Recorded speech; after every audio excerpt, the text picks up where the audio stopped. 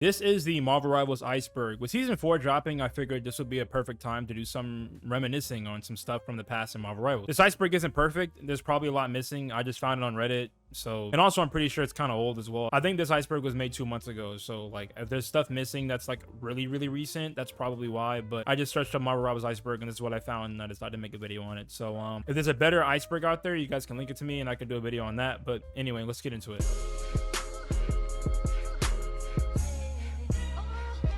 Season 0 Iron Fist. So I'm gonna be going off the cuff on this one. You guys can correct any of these entries that I get wrong, but from what I remember, Season 0 Iron Fist wasn't that good. It was mostly considered the ultimate noob killer, quote unquote. I'm almost positive Iron Fist was seeing little to no play in the higher ranks during this time, but a half decent Iron Fist would be able to thrash a gold lobby. I'll never forget in Season 0, I was a cloak and dagger main, and the first time I ran into an Iron Fist who kind of knew what they were doing, it made me want to rip my hair out. So yeah, Season 0 Iron Fist was something. Beta skin. During the Marvel Rivals beta last summer, there were skins available that you could actually use. The way you would unlock them during the beta, though, wasn't through purchasing. You had to play enough to get the in-game currency, which you could then use to purchase skins during the beta. Now, from what I know, the only skin that would carry over into the live game was the Venom Sion Clash skin. Everything else you would need to unlock and purchase again once the full game dropped. So the skins that you bought during the beta, you wouldn't actually be able to keep. Gunner skins. So it's no surprise that Marvel Rivals clearly has quote-unquote Gunner skins in the game. At some point, Nettie even addressed the allegations by saying, because of our design, as mentioned earlier, is inspired by classic comic theme, including some very outstanding skins, said Guang Guang in Chinese. These all come from classic comic designs. We take those classic comic designs and create some more fashionable designs based on them to gain players' appreciation. Yeah, we know what that appreciation part means. Nothing wrong with it, to be honest. You got to keep this game's player base around in some way. Some of these skins, though, come on, dude. Gold skins. At first, I thought this was referring to the fact that at some point there were legitimately gold skins in the game. Like immediately, I thought about those gold skins from Fortnite for some reason. I thought there was just some lore of Marvel Rivals I was not aware of. But what this is actually referring to, I'm pretty sure, is just the fact that every season, if you hit gold, by the end of it, you are rewarded with a skin for free. The most recent one being the Emerald Blade skin you get from finishing gold in Season 3.5. So what a lot of casuals do, which I respect, is that they will avoid competitive like the plague, but hop into ranked in order to reach gold by the end of the season for the free skin. Like I said, I get it. Competitive is cancer anyway. I respect the decision. Easy. This is just referring to the fact that at the end of games, sometimes instead of the opposing team saying GG, they would say easy to be toxic. Nothing else here, just gamers doing gamer stuff, I guess. Battle Pass. I don't know if this is referencing anything specific, but I mean, this game has had a Battle Pass for every season so far. That's it, I guess.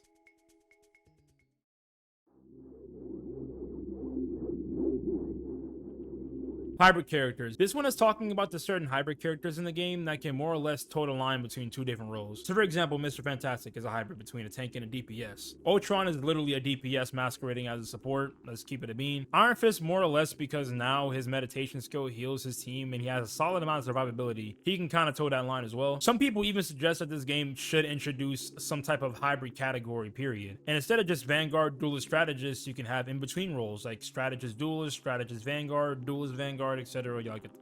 Mini Battle Pass. So a few months ago, Marvel Rivals came out with this thing called combat chests, which were essentially mini battle passes where you would pay $7 and unlock everything in the battle pass by just playing matches. Personally, it's pretty cool. I think $7 for 3 skins is a solid deal, if you ask me. Cap and Wolverine were never bad. So in the early parts of Marvel Rivals, people assumed that Captain America and Wolverine were bad characters, and it's just because people didn't really know how they worked yet. In Wolverine's case, people were saying he was literally the worst character in the game. It wasn't until Team Captain came out and made everyone realize that Wolverine is actually arguably the strongest in the game, as he shuts down tanks like it's nothing. With Captain America, it was a similar thing where people thought he was the worst tank in the game until people figured him out and then realized he's extremely hard to kill and can absolutely harass the enemy backline. Hella Hawkeye. This is just referring to the fact that in Season 0, Hella Hawkeye were absolutely running the meta to the point where they were permabanned in high ranks. But by proxy, this is why things like Iron Man was seen as one of the best characters during that time, because of the Hella Hawkeye permabans. GG no heal. Similar to Easy in the previous tier, you always have that idiot on your team who does nothing for the team and says GG no heals in the end, even though they suck. Earlier on in this game's history, though, this is actually so common to see for some reason, which just goes to show how easy it is to just dunk on support players. MVP system. So the MVP system in Marvel Rivals has always been an interesting topic. The MVP usually goes to the player that essentially had the highest impact. So it's a mixture of like having the most kills, most final hits, etc. Just whoever did the most for the team, basically. most of the time. I'm pretty sure throughout this game's lifespan, they have been fine-tuning the MVP system. And even though it's still not perfect, it's definitely a lot better now. But along its time earlier on, it was borderline impossible for supports to get MVP, and the vast majority of players who would get MVP were DPS players. Nowadays, MVP has a lot to do with the average stats of the role and character you are playing. So now MVP is pretty well split between all three roles now. I see way more tank and support MVPs nowadays. Versus back in like Season 0 and Season 1, where it was almost always DPS getting the MVP. Anti-flyer tanks incoming. So we know Angela's coming out, or by the time this video comes out, Angela probably is already out, and she is the game's first official flying tank, and I'm pretty sure she's going to do a good job at countering other flyers in the game. I don't know if this entry is specifically referring to Angela, or maybe NetEase has more in line later on, but this Iceberg was made like 2 months ago, like I said, so maybe this one is just referencing Angela.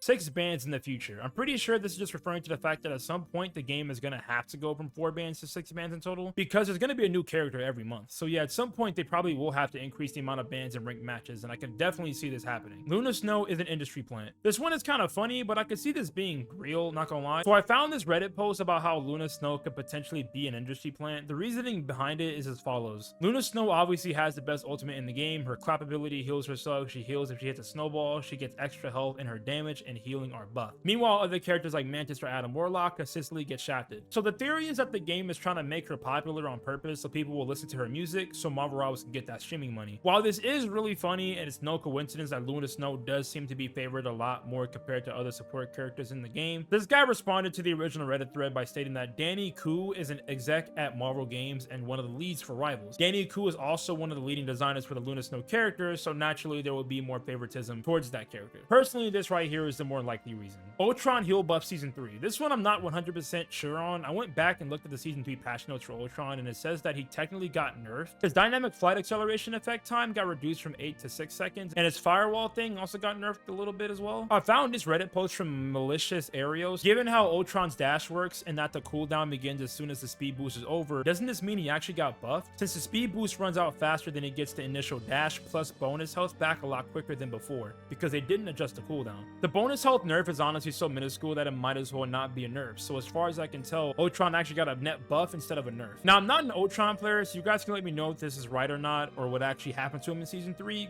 because right now I'm kind of confused. No Taiwan in Marvel Rivals. What this is referring to is that in the game's text chat, specific phrases like free Taiwan are blocked due to the censorship of politically sensitive terms in the Chinese version of the game. And you know, NetEase is a Chinese company. Apparently other terms like Winnie the Pooh and Tiananmen Square are also filtered in the game's chat. I dug a bit deeper and found that apparently terms like Taiwan sucks is perfectly fine. However, there are other banned terms such as free Hong Kong, free Tibet, and references to the Tiananmen Square massacre. Captain America ult is a mini Cloak and Dagger ult. I don't even know why this is on here, but I mean, it's technically not wrong. So Cloak and Dagger's ult essentially has her dashing 4 times in any direction the player chooses, and it leaves a trail of healing essence, or I like to call it the healing juice, for 8 seconds, where it will keep your team alive during that time frame as long as they're standing in it. Captain America's ult kind of does the same thing, where he'll run around and leave a trail of America juice, and it heals all allies within it. So yeah, I guess they do have similar ults.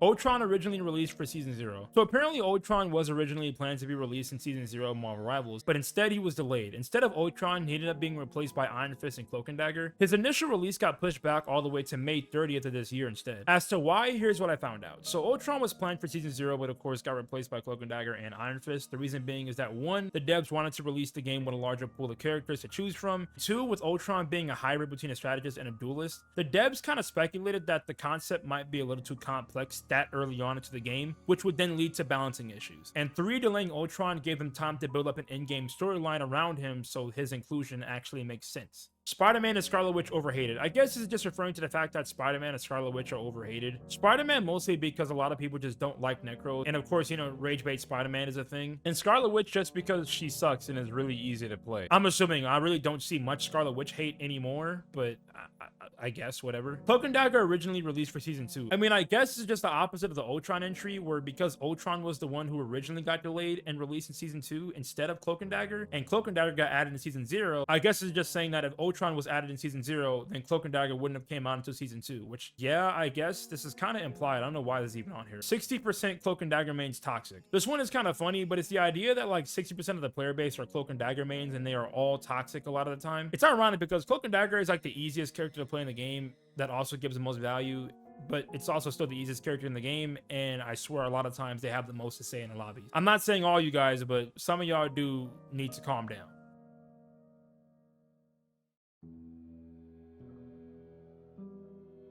Moon Knight Season 2 voice line changes. So throughout Marvel Rivals history so far, Moon Knight has seen a lot of voice line changes. Essentially things that had to do with mental health and of course, you know, the C word. So for example, he had an interaction with Scarlet Witch where he would say, I try to do the right thing, but people always end up thinking I'm crazy. Another one he had with Adam Warlock was, wish I could get the voices out of my head that easily. Maybe you can teach me a few tricks after all this is over. It's obvious that NetEase wants to just shy away from stuff that has to do with mental health and such, so I mean, I guess it's understandable. Sue can block Magneto's ult. So this one is kind of true and is why I always say Invisible Woman is the hardest to hit with a mag ult in my opinion. A, she can go invisible, and B, I'm pretty sure she can block a mag ult with her shield if timed right. Loki clones move when the original dies. This one is kind of true. So Loki clones don't literally move when the original one dies. Like they don't start walking or anything. That would be kind of stupid. What happens though is that once the actual Loki player dies, the remaining clones will just continue to use his default attack. Deadpool being saved for when the game is dying. So naturally Deadpool is one of the most popular characters in the Marvel universe. He is of course loved by many. Now I do agree that at some point Deadpool more than likely will be in the game. However, when the game initially started dropping in player count, rumors started spreading that the super popular fan favorite characters like Deadpool are going to specifically be held back in reserves until the game sees a drastic drop in player count so that they can release it and bring a bunch of players back to the game. Don't fully agree with this, but I can see where the theory is coming from.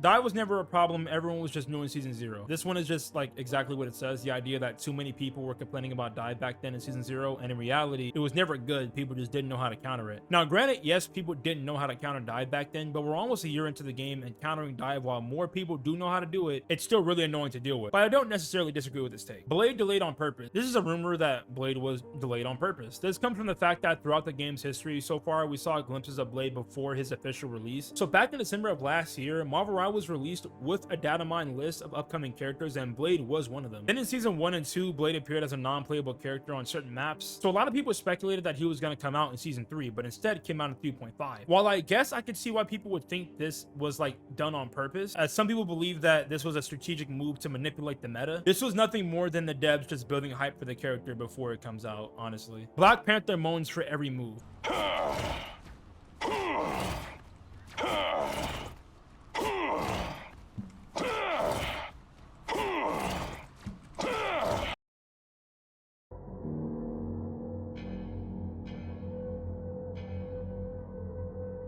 Spider-Man was secretly nerfed to 2.5. This one is actually true. Spider-Man's combo and uppercut range was decreased, making it harder to one-shot people. And also the big one that people were upset about was that the Spider-Man and Venom team-up was removed. And this actually did kind of make Spider-Man drop in the tier list, unfortunately. And I'm pretty sure 2.5 was when that annoying flyer meta started because Dive got hit pretty hard. Jeff nerfed because he had many glitches. Now, Jeff does have a history of glitches and bugs with the character. Those include things like his spitting animation glitch. There was also an old bug where occasionally when Jeff would swallow players, they would get stuck under the map. You know, things like that, right? Now, how this correlates with his nerfs, I honestly don't know. You guys can fill me in on this one. Human Hulk. This could be referring to a couple things, and they're both glitches, but I'm assuming this has to do with that J3 clip of the MVP Hulk screen glitching out, and it just looks crazy. The other one is the one where Hulk gets knocked into Bruce Banner form in front of a portal, and he's just full naked. Bruce Banner buff. I'm assuming this is referring to Hulk in his Bruce Banner form and not Hulk himself. I couldn't find anything on if Hulk's Bruce Banner form actually got buffed, but there's a lot of people who suggest it, so I don't know, maybe the Bruce Banner mains would get some in the future. Botic competitive. Now this is something that actually does take place in quick play, where if you go on an L streak in quick play, the game will eventually put you against actual AI bots. However, there's no actual evidence that suggests that NetEase puts bots in ranked games, outside of the fact that sometimes certain ranked games you will just absolutely curb stomp a team and borderline spawn camp them. In my opinion, this kind of stuff just boils down to bad luck. Like if you end up on a team with a solid 2 tank, 2 DPS, and 2 support lineup, meanwhile the enemy team has like 4 tank mains on their team, then yeah, they're kind of screwed. So these things just happen.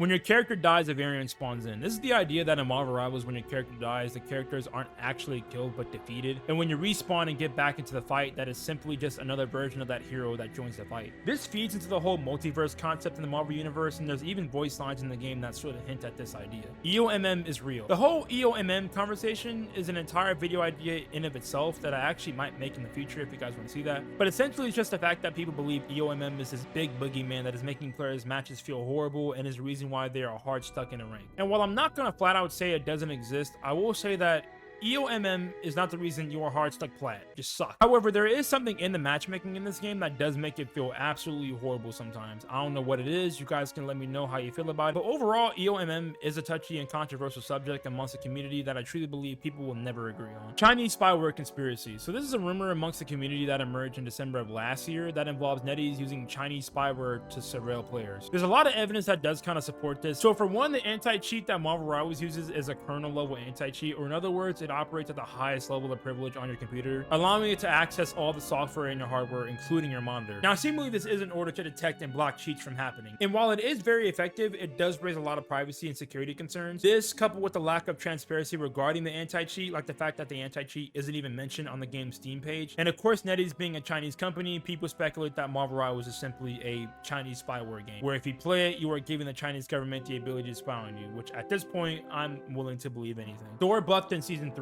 This one I'm kind of confused on, because I mean, he didn't even get buffed in Season 3. He was buffed in 3.5. However, I legit couldn't find anything on him getting buffed in Season 3. Hawkeye hella nerfed Season 3, which again, I don't know why this is on here or what this is referring to. Hawkeye and Hela didn't get nerfed in Season 3 or 3.5 for that matter. So like I said, I really don't know why this is here or what this could be referring to. Maybe a rumor of some sort of shadow nerf. You guys can help me on with this one. I'm at a loss at the moment. But anyway, that's the end of the Iceberg. And with that being said, hope you all enjoyed. One last thing before I head out, I do have a Discord if you guys want to join it. Initially, it was mostly Wizard 101 based, as that's kind of what got my channel to kind of take off a little bit. But now that the Darkmoor video is out, that's probably the last Wizard video I'm going to be making for a long time, as like I said, I just want to branch out to other games and Marvel Rivals being one of them. So anyway, hope you guys enjoyed, and I'll catch you on the next one.